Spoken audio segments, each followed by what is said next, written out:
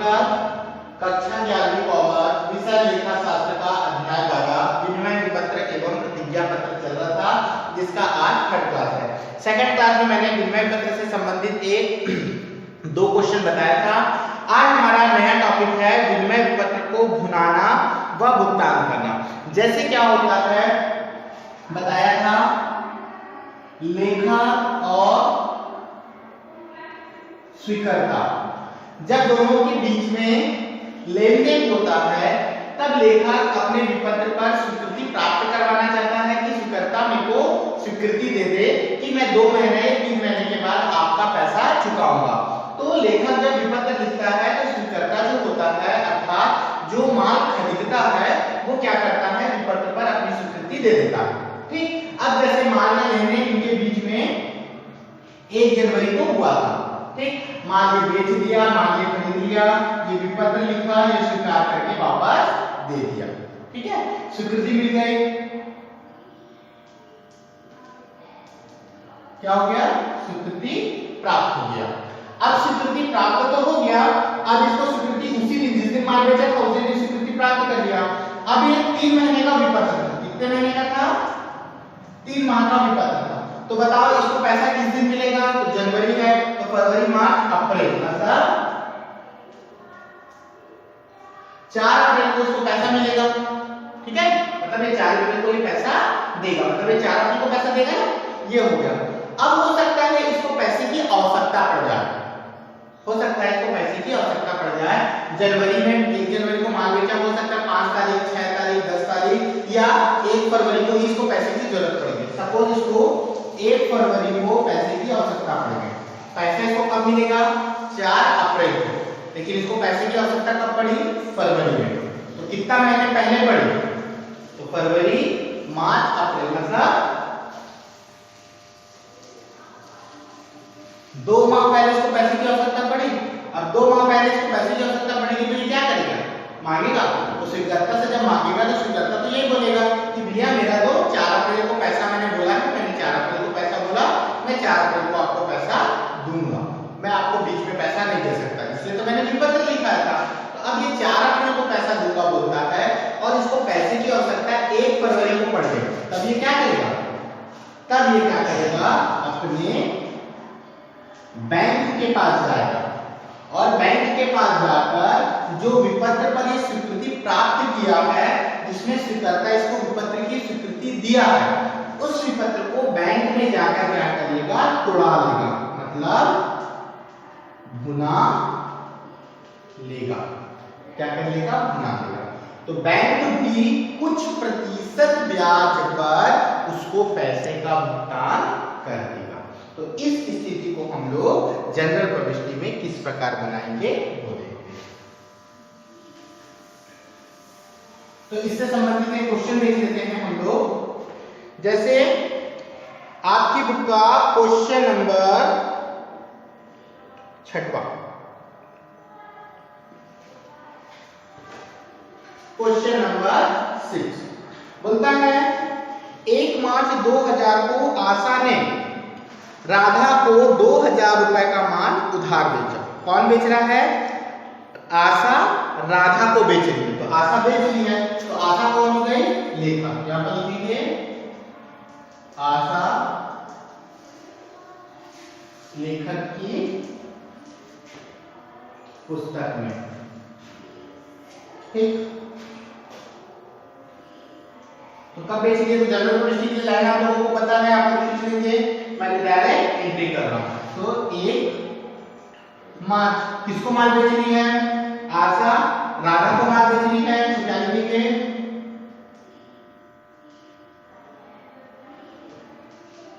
राधा खाता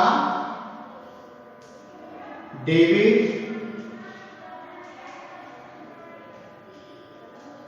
विक्रय खाता से। कितने रुपए का माल बेची, 2000 रुपए का। नरेशन लिख लोगे आप लोग, माल बेचा। दूसरा आगे बढ़ता है, इसके बदले आशा ने राधा पर 3 माह की अवधि का एक विपत्र लिखा जिसे स्वीकार कर लिया गया। अब क्या कर ले रही है, स्वीकार कर ले रही है, तो इसको स्वीकृति प्राप्त होगा, तो स्वीकृति प्राप्त होगा तो क्या लिखेंगे?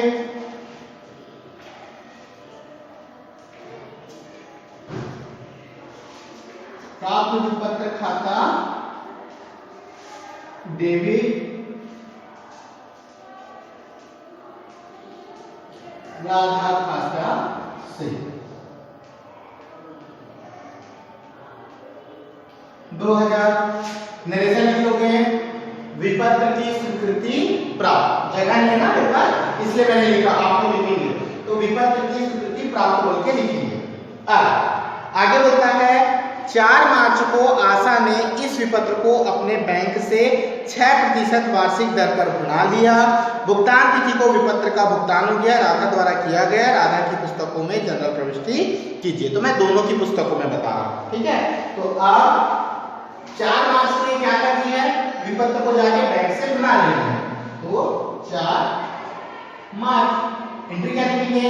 पैसा इसको मिलेगा, पैसा मिलेगा तो क्या लिखेंगे?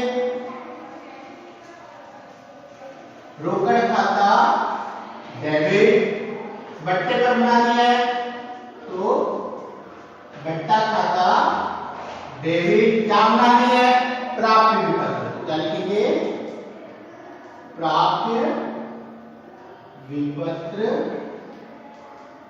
खाता से, ठीक है। प्राप्त विपत्र खाता से हो गया। अब अमाउंट की बारी, तो प्राप्त विपत्र था कितने का? 2000। नर्सरी को विपत्र को बट्टे पर भुनाया, क्या लिखोगे? विपत्र को बट्टे पर भुनाया, ठीक। नरेशन इस चीज को कंप्लीट कर दिए। अब 2000 का विपत्र था, 2000 लिख दिए। अब कितना प्रतिशत बट्टे पर भुनाया, तो चलिए निकालते हैं। तो अब हमारा विपत्र था कितना? 2000 का। कितना प्रतिशत बट्टे पर भुनाया बोलता है? 6%। तो क्या लिखेंगे? 6/100। और कितना महीने पहले भुनाया, तो 1 मार्च को अपन माल बेचे हैं और 1 मार्च को विपत्र की स्वीकृति प्राप्त की है और 4 मार्च को विपत्र भुना लेगा, मतलब मार्च में। और हम कितनी अवधि के लिए विपत्र लिखे थे? तो 3 महीने के लिए लिखे थे। अवधि 3 माह का था, तो मार्च में ही लिखे और मार्च में ही भुना ले। तो 3 महीना पहले ही भुना ले रहे हैं, तो यहाँ पर कितना हो जाएगा? 3/12। ये 2 जीरो से ये 2 जीरो कटा, 6 का 6 दूनी 2 1 का 2 0, इन दोनों का गुणा कर देंगे तो 30, मतलब कितना रुपया बट्टा? 30 रुपया बट्टा, तो कितना हो जाएगा? 1970। क्लियर? तो जितना महीने पहले वो बट्टे पर भुनाएगा उतना महीने पहले ब्याज लगाएगा, उतने महीने का ब्याज लगाएगा। तो ये किसकी पुस्तक में था? आशा की पुस्तक में। अब हम लोग बनाते हैं राधा की पुस्तक में, ठीक है। अब राधा की पुस्तक में लिख लो यहाँ पर राधा स्वीकर्ता की पुस्तक में, ठीक। तो सबसे पहले 1 मार्च को, ठीक है, 1 मार्च को क्या करेंगे?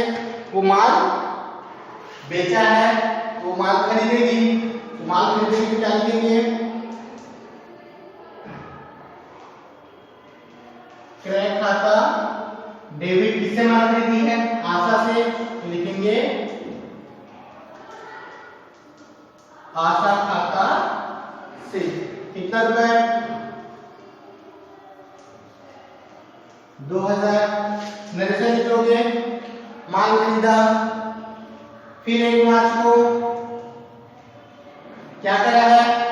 ये विपत्र की स्वीकृति प्राप्त किया, मतलब वो विपत्र की स्वीकृति दिया होगा, किसको देगा? आशा को, तो लिखेंगे आशा खाता डेबिट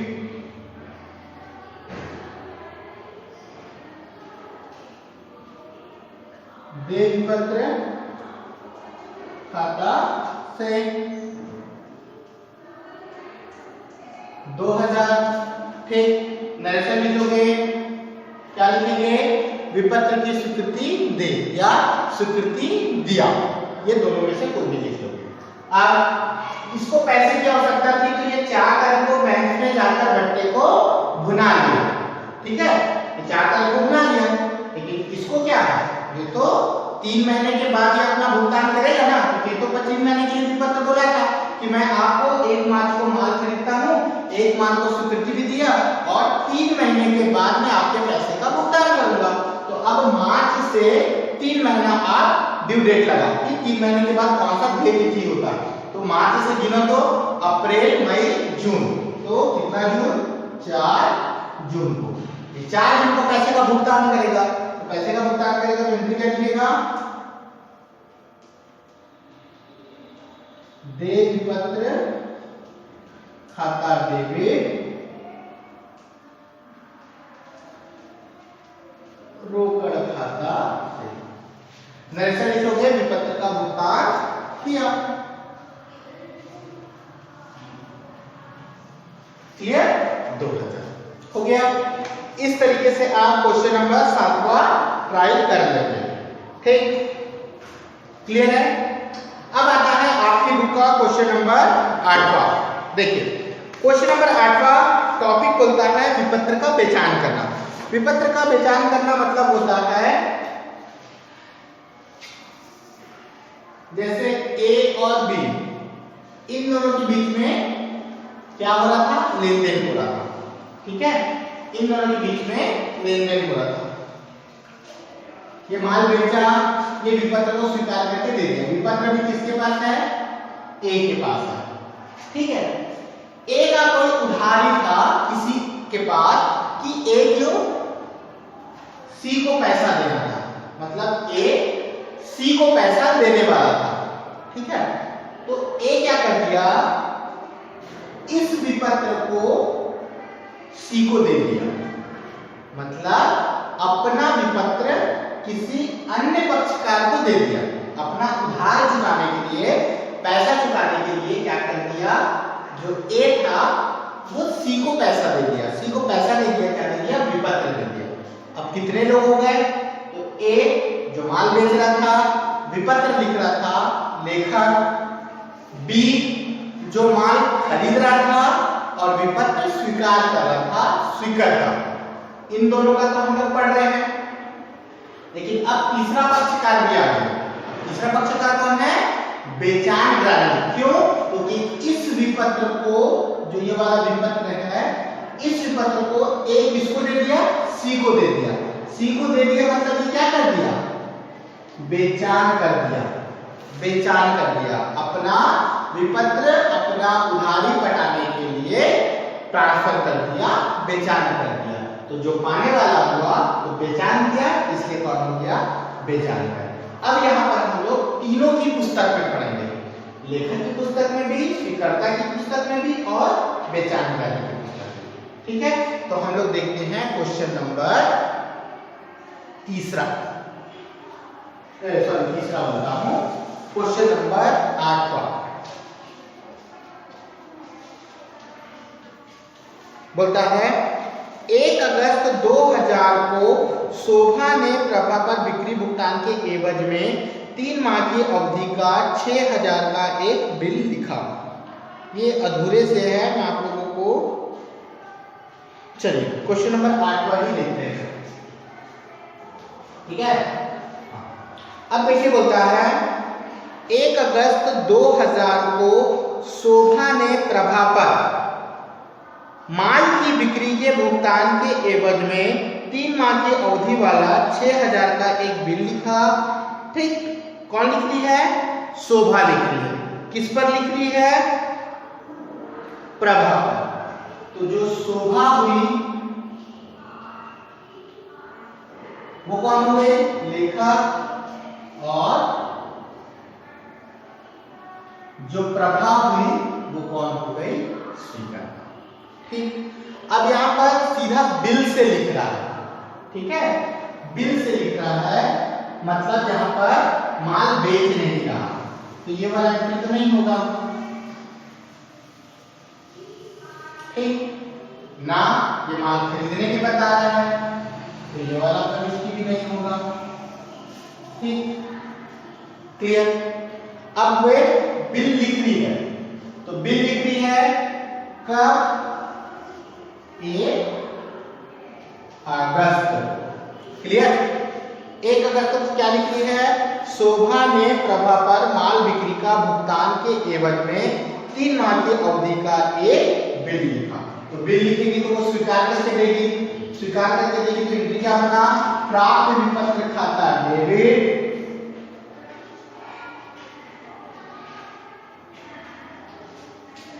प्रभा खाता से, और अमाउंट हो जाएगा आपका 6000।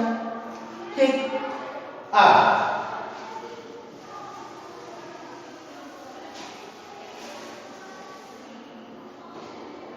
आगे बोलता है 4 अगस्त ने शोभा ने प्रभा की स्वीकृति बिल बेचान मीना को कर दिया। अब वो बिल किसको दे रही है?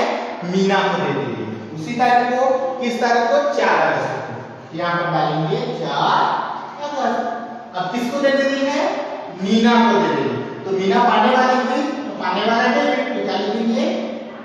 मीना खाता डेबिट। क्या दे रही है? विपत्र दे रही है। तो इसके लिए जब प्राप्य पत्र है तो इसके लिए क्या हो जाएगा? प्राप्य विपत्र। प्राप्य विपत्र खाता से कितना रुपए? 6 लिख लोगे। विपत्र का बेचान किया।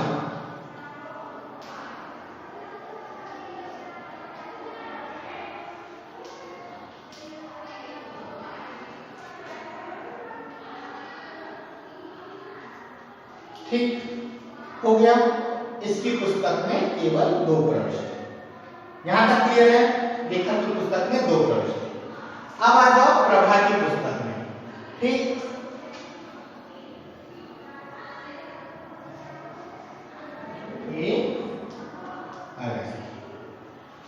ये विपत्र की स्वीकृति प्राप्त की है, तो इसको विपत्र की स्वीकृति देना पड़ेगा। तो विपत्र की स्वीकृति किसको देगी? शोभा को देगी। तो क्या लिखेगी? शोभा खाता डेबिट दे विपत्र खाता से। कितने महीने के लिए विपत्र लिखा है? 3 महीने। ये अपने विपत्र को चाहे बैंक पे बुला ले, लेखक चाहे फाड़ के फेंक दे, या दे तिथि तक अपने पास रखे। ये इसका प्रॉब्लम है। अब आ जाओ इसके लिए। ये 3 महीने के लिए स्वीकार किया कि मैं 3 महीने के बाद आपको पैसा दूंगा। 1 अगस्त को ये विपत्र की स्वीकृति दिया और 3 महीने के बाद ये पैसा देगा। अब ये विपत्र को किसी को भी दे दे, इससे कोई मतलब नहीं। ये 3 महीने के बाद पैसा देगा, मतलब इसको 3 महीने के बाद पैसा देना है। तो अगस्त से 3 महीना गिनो, सितंबर, अक्टूबर, नवंबर। ये कितना हो जाएगा? 4 नवंबर। 4 नवंबर को ये पैसा देगा। दे विपत्र खाता डेबिट रोकड़ा खाता से। दोनों का अमाउंट कितना हो जाएगा? 6000, क्योंकि ये 6000 की स्वीकृति देगा और 6000 रुपए का भुगतान करेगा। क्लियर? उसके में कोई फर्क नहीं पड़ेगा। यहां तक हो गया? देख लो अच्छे से। क्लियर? अब प्रभा के बाद मीना भी आ गई, बेचान रह रही। तो चलो बेचान रह रही पुस्तकों में लिखते हैं।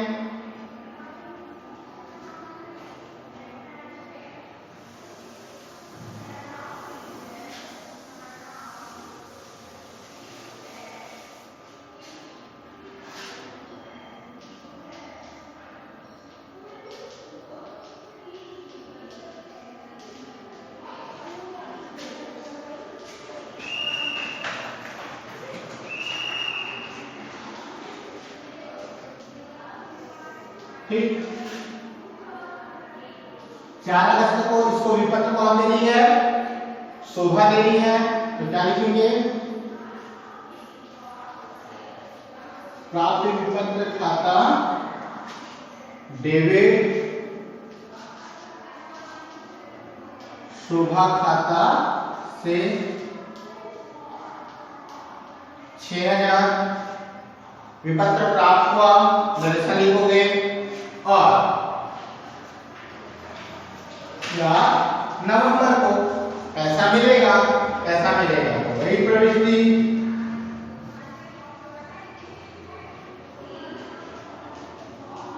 रोकड़ खाता डेबिट,